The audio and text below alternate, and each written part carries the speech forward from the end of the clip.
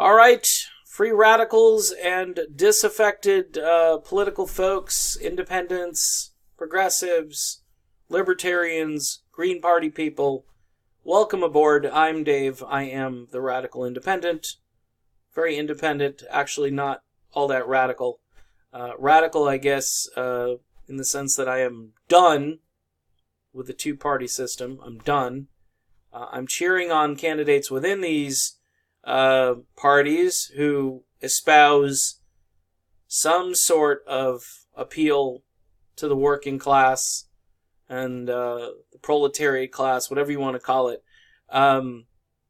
It's just sad that politicians really don't care about us. I just reread some of Thomas Frank's book, Listen Liberal, and it's amazing how both political parties have just abandoned working class people.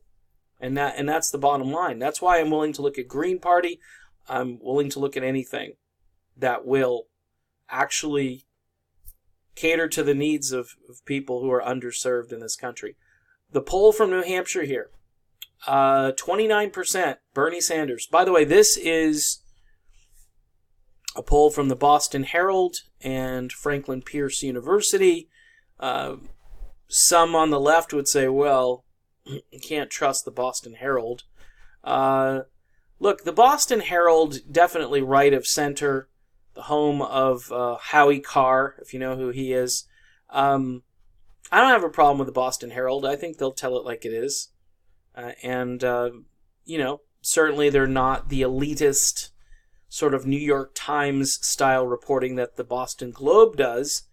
The point is, this is a poll with Franklin Pierce, so I will click on this story and see where it takes me. Okay, so Bernie Sanders jumps to a lead. That's the headline here. And good for them for writing that headline, because nobody else is going to write that headline. And he did. He jumped to a lead. Biden was in the lead. Biden is going to collapse. Biden probably will not be the Democratic nominee. If Biden ends up being, I'm just going to say this now, if Joe Biden somehow manages to still be the nominee, there has to be a mass exodus from the Democratic Party at that point. And I would almost say the same thing if Elizabeth Warren gets the nomination, because, again, you've got two real populist candidates in this race, Tulsi Gabbard and Bernie Sanders. Bernie's got look, I've said it from the get-go. Bernie has a tremendous organization. I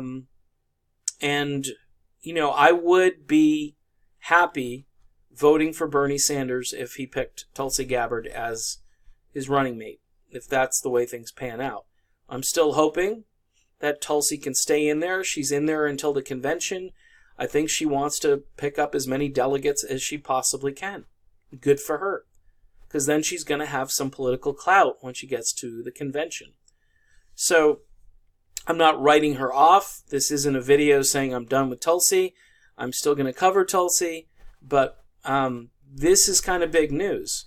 Sanders at 29, Biden at 21, and Warren, again, from neighboring Massachusetts, can only get to 17%. That's a big 12-point gap. You know why? Bernie's got the infrastructure. Bernie has got the trust of these people.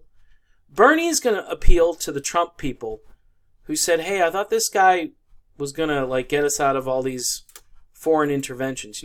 Firing John Bolton is one thing, but actually doing something. The funny thing is, we were supposed to pull out of Afghanistan. And, they negotiated with the Taliban, which was kind of dumb. But the bottom line is they were talking as if we were getting out of that. And guess what? We're staying in. So, and Tulsi Gabbard talks about this. $4 billion a month is what we're spending on Afghanistan. Now, here's a big hypothetical. And I'm going to write this headline, and it's going to be in the title of this video. What if Bernie is leading big time nationally, and we're just not being told that? There's a pattern, and people don't trust what's happened prior, but there's a pattern that is emerging. Remember Hillary Clinton? She had a 95% chance of being president. New York Times had the Madam President newspaper printed up even before the election was completed because they were just so confident. There was nobody in the world thinking that Donald Trump was going to win this. All right? And what's weird is the media sets people up to be angry. All of the Hillary people, that anger, if they had told people, well, this race is neck and neck and it could go either way. Clinton may win the popular vote, but she's going to lose the Electoral College because she isn't campaigning where she needs to campaign. Her campaign is kind of written off Donald Trump, blah, blah, blah, blah, blah. And all those headlines would certainly keep people from freaking out the day after when their candidate, who is being coronated, all of a sudden loses their crown. All right? And that's why you've got so much anger out there from this resistance group, because they were lied to, and now they're trying to blame it on Russia or all kinds of things. Just, corruption, whatever it is. The voting machines were taken over by Vladimir Putin. That wasn't it. Their candidate lost because they weren't a good candidate, number one. They were a horrible candidate. And number two, they didn't campaign. They didn't campaign in the states they needed to campaign in. And there was even, rumors of health problems and so forth. I know you've heard this from other people. I'm just reiterating that. But Bernie Sanders at 29% in New Hampshire, going into, by the way, tonight's debate. And then you're going to have a food fight between Harris and Warren because Harris doesn't want to go down without swinging. She's the cop. She's going to prove that she's a cop tonight, and she's going to take on Warren, and she's going to try to do to Warren what Tulsi Gabbard did to Kamala. Now, here's another theory of mine, and maybe I'll do a video specifically about this. There's a reason that Tulsi Gabbard isn't in tonight's debate, and I believe Kamala Harris has more to do with that than the arbitrary polling numbers. Just throwing it out there. All right. Kamala was one of their chosen ones early on. She was humiliated in the DNC as part of that connection with Kamala, her being kind of one of the faces of this newer, up-and-coming, slightly younger, at least in the case of Kamala. Basically between Warren, Biden, and Bernie, it is kind of like an old folks' home. I'd prefer Bernie because Bernie, even though he's the oldest, he's the guy who's the most real out of this group. That's why it's completely mind-boggling that Tulsi Gabbard, who's 38 years old and who could be a 2-term president and truly reform the country and be youthful and exciting and talented. We could all be proud of who our president is. We don't have people wondering if the president's going to get sick, and because they're so old, and can they be up for the job? That's what's happening to Biden right now. His sentences are all mangled and jumbled together. And that and the fact that he doesn't stand for anything. He's like, vote for me, I'm not Donald Trump. And people are on to this. We just go back and forth. We do an R, then we do a D, then we're going to go back to doing an R, and basically they don't do anything that's really interesting. I just reread a part of Thomas Frank's book, Listen Liberal, and both parties have completely abandoned the working class. Both parties are associated with the war machine, which nobody is willing to turn off.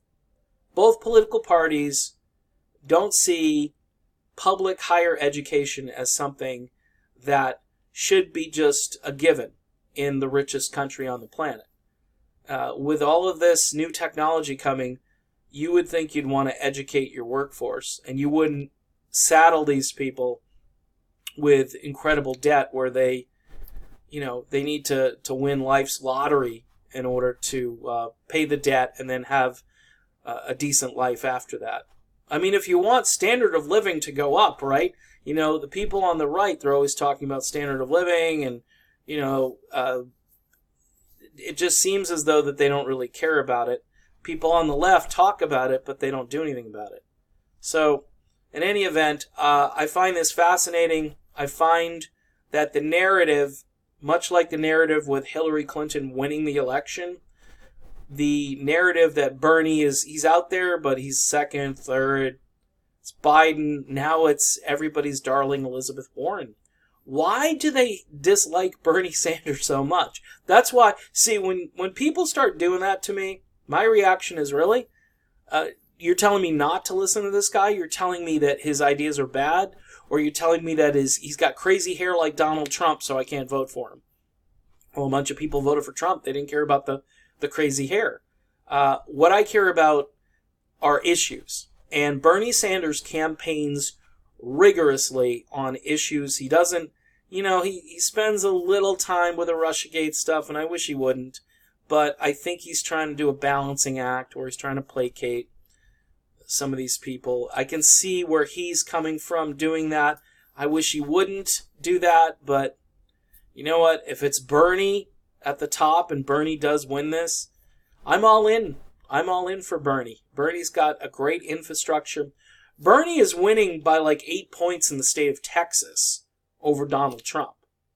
Because people are starting to wake up that, hey, how about just regular citizens getting a piece of the action and not just corporations and billionaires and Wall Street people? People are starting to wake up. Now, you'll have a huge conservative pushback. Oh, it's free stuff. Oh, they're just trying to give stuff away. Really? Because they're giving all kinds of subsidies away to oil companies. And don't even get me started on how much money we're spending on military hardware and how, the banks got bailed out and the car companies got bailed out and the American people still waiting for our bailout. That stimulus package didn't do a whole lot of stimulating. It was very brief and short-lived.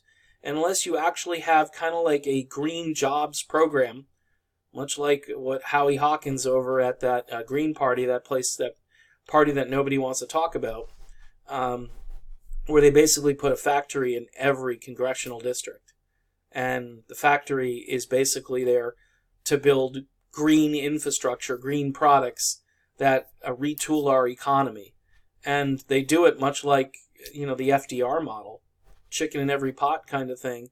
And, not everybody's going to need that, right? Because your billionaires aren't going to need it, but the people who've been struggling now for 40 or 50 years in this top-heavy system that we have right now, where the top get heavier and heavier and the bottom get lighter and lighter and have little, and the only thing we have really right now is a vote.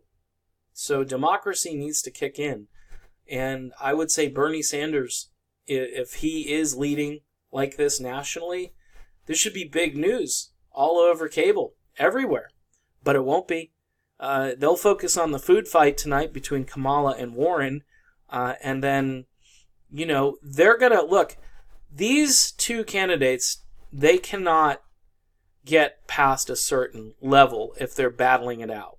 So I am very hopeful that they will, because that's going to create a lane for Bernie, and it might actually create a lane for Tulsi to come back up into that area where she could be polling higher than Kamala Harris, because people are like, look, we don't want that. We just saw what that was last night. Bring Tulsi back to the debates. So that's my video today, for a very Bernie-centric video, and for those of you who don't like Bernie Sanders, I get it.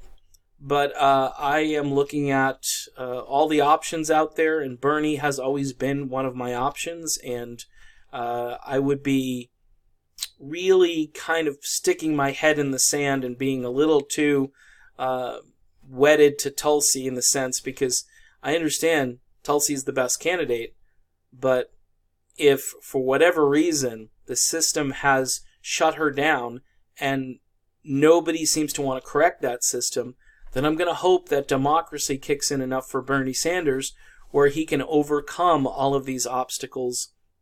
He's got the infrastructure. He can't be ignored. He's in all the debates, and he's a top-tier candidate. And I think technically he could be the top candidate in this race. But we're all being gaslighted and told every single day that it's either Warren or Biden or whoever else, that they want to promote for that month. I think as the dust begins to settle it is a 3-person race, like the Boston Herald says, and I'll take Bernie every day and twice on Sundays. All right. See you soon.